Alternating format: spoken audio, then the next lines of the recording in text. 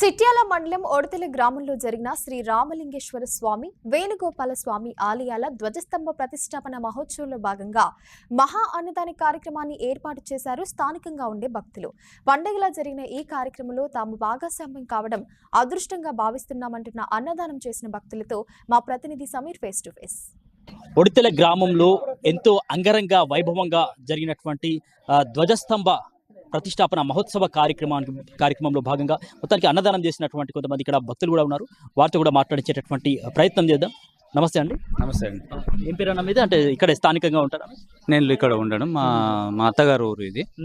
నేను హన్మకొండలో ఉంటాను. సో ఎట్లా అనిపించింది ఈరోజు ధ్వజస్తంభ ప్రతిష్టాపన మహోత్సవంలో అందరూ పాల్గొనడం, ఊరంతా ఒక చోటికి చేరడం, ముఖ్యంగా మీ ఫ్యామిలీ కూడా రావడం ఎట్లా అనిపించింది? చాలా సంతోషంగా ఉంది. ఎందుకంటే మేము 2009లో నా మ్యారేజ్ అయింది. అప్పటి నుంచి మా అంకుల్తో నాకు కోఆర్డినేషన్ బాగుండేది. ప్రతి పనిలో మా అంకుల్ మాకు బడి, గుడి, హాస్పిటల్, అట్మాస్ఫియర్ కోసం బాగా ఆరాటపడేవాడు. అయితే దురదృష్టవశాత్తు తను లేడు. తను గంగాపుత్ర సంఘంలో పనిచేసినప్పుడు కానీ, తర్వాత లోకల్లో ఉన్న సంఘంలో పనిచేసినప్పుడు కానీ ప్రతి దానికి అన్నదానం చేసేది తను.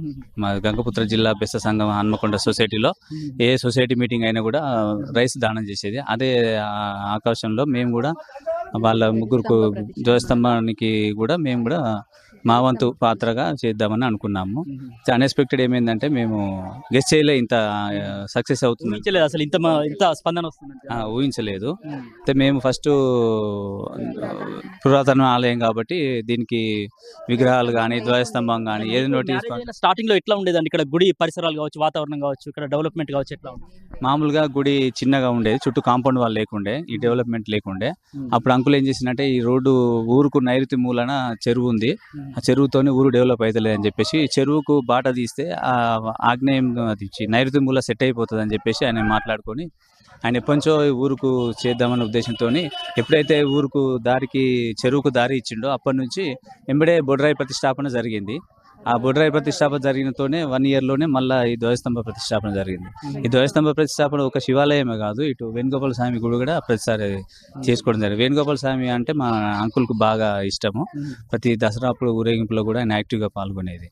అట్లా జరిగింది అన్నాడు అన్ఎక్స్పెక్టెడ్. అయితే ఈ అవకాశానికి మేము 3000 మందికి అన్నదానం చేద్దామని అనుకున్నాము. దాని ప్రకారం అవకాశం వచ్చింది. మేము అందరం కలిసి మాకు సమిష్టిగా మేము అందరం ప్రోగ్రామ్ చేసినాము. సో మీరు చెప్పండి, కన్న తల్లి గురించి కావచ్చు, కన్న ఊరు గురించి చెప్పుకుంటే తనివి తీరదు అంటారు. సో ఈ ఊరితో మీకున్న కనెక్షన్ ఎట్లా ఉంటుంది? ఈ ఆలయానికి సంబంధించి ఎట్లా ఉండేది అప్పట్లో మీ చిన్నతనంలో కావచ్చు? నమస్కారం అండి అందరికీ. ఇక్కడ గజస్తంభ ప్రతిష్టాపనకు మేము మా వంతుగా మేము ఇందులో పార్టిసిపేట్ చేయడం చాలా అద్భుతంగా ఉంది, చాలా సంతోషంగా ఉంది, వర్ణించలేనంత సంతోషంగా ఉంది. ఎందుకు అంటే ఇది పురాతనమైన కట్టడం, చాలా కాకతీయుల నాటి కట్టడము. అప్పుడు మా తాతలు, మా నాన్న వీళ్ళు చెప్పేవాళ్ళు ఇది మన చాలా సంవత్సరాల క్రితం కట్టిన టెంపుల్, చాలా పురాతనమైనది, ఇది దీనికి చరిత్ర 1000 సంవత్సరాల పైనే ఉంటుంది. మనకు తెలిసిన వరకు అయితే 1000 సంవత్సరాల వరకు ఉంటుంది, అంతకంటే ఎక్కువ చరిత్ర ఉంది దీనికి అని చెప్పేవాళ్ళు. మేము ఇక్కడ తిరిగే వాళ్ళము. అప్పుడు చిన్నగా ఉండేది. ఇప్పుడు మన ఊరు వాళ్ళే కావచ్చు, కమిటీ వాళ్ళే కావచ్చు, దేవస్థానం వాళ్ళే కావచ్చు, అందరూ కలిసి దీన్ని కొంచెం మంచిగా డెవలప్ చేసి గజస్తంభ ప్రతిష్టాపన చేయడము, ఇక్కడ శివాలయంలో, తర్వాత వేణుగోపాల స్వామి టెంపుల్లో బద్దిపోషమ్మను పెట్టడము, తర్వాత నవగ్రహాలు, సీతారాములను ఇవన్నీ చేయడం చాలా అద్భుతంగా ఉంది, చాలా సంతోషంగా ఉంది. ఊరు జనమంతా పండగలాగా, అన్ని పండగల కంటే గొప్ప పండగలాగా చాలా బాగా చేసుకోవడం జరిగింది.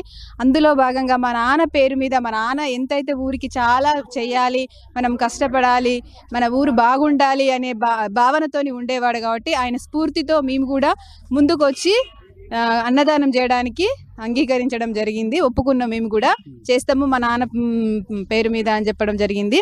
అందుకని మేము అన్నదానం చేసిన మహా అన్నదానం చేయడం జరిగింది. అదేవిధంగా దేవుడి కరుణ కటాక్షాలు మా ఫ్యామిలీ మీద, ఊరందరి మీద ఉండి అందరూ చల్లగా ఉండాలని ఎల్లవేళలా కోరుకుంటూ, అందరి వంశవృద్ధి అవుతూ చాలా బాగుండాలి, ఆరోగ్యాలతోని అష్టైశ్వర్యాలతోని తులతూగుతూ చల్లగా ఉండాలి మా ఊరు జనాలు, పక్క ఊరు జనాలు అందరూ కూడా దాతలుగా ఇవ్వడం జరిగింది. అన్ని ఊర్ల నుంచి కూడా జడల్పేట, కొత్తపేట, పాసిగడ్డ, లక్ష్మీపురము, మా ఊరు అందరం కూడా ఇవ్వడం సమిష్టిగా చేయడం జరిగింది. ఇంకా పూర్తిగా నాకు అనిపిస్తుంది, ఇంకా బాగా చేస్తే ఇంకా బాగుండేదేమో అనిపిస్తుంది. ఇంకా చేయాలని బాగా ఆశ కూడా ఉంది మాకు. ఇంకా తర్వాత కూడా మేము ఇంకా చేయడానికి సిద్ధంగానే ఉన్నాము. చేస్తాము కూడా, తప్పకుండా మాటిస్తున్నాము. ఇది మా మాట. సో మీరు చెప్పండి, మీ తాతగారి పేరు మీద అన్నదాన కార్యక్రమం, ఇంత పెద్ద కార్యక్రమంలో మీరు కూడా మీ ఫ్యామిలీ అంతా భాగస్వామ్యం కావడం ఎట్లా అనిపిస్తుంది?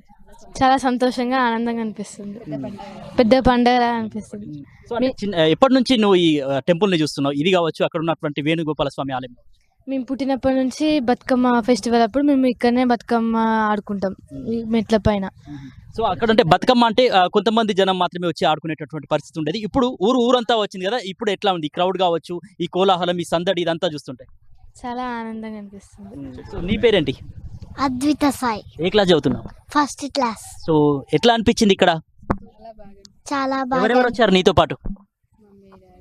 Mummy daddy. సో చూసారు కదా, ఇట్లా చిన్నల దగ్గర నుంచి మొదలు పెడితే పెద్దవాళ్ళ దగ్గర యూత్ కూడా, అంటే ఇక్కడ తారతమ్యం ఏమీ లేకుండా కూడా అందరూ ఊరంతా కదిలొచ్చి ఈ యొక్క ప్రతిష్టాపన, ధ్వజస్తంభ ప్రతిష్టాపన కార్యక్రమంలో అయితే పాల్గొన్నారు. సో మొత్తానికి అంటే ఈ యొక్క కార్యక్రమంలో మరి వారి నాన్నగారు, మరోవైపు వాళ్ళ మామగారి పేరు మీద ఇక్కడ అన్నదానం చేయడం కూడా ఒక అదృష్టంగా భావిస్తున్నారు వారు.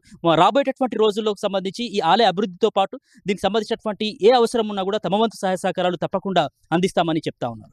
వీడియో జర్నలిస్ట్ మధుతో సమీర్, ఆర్బీ న్యూస్.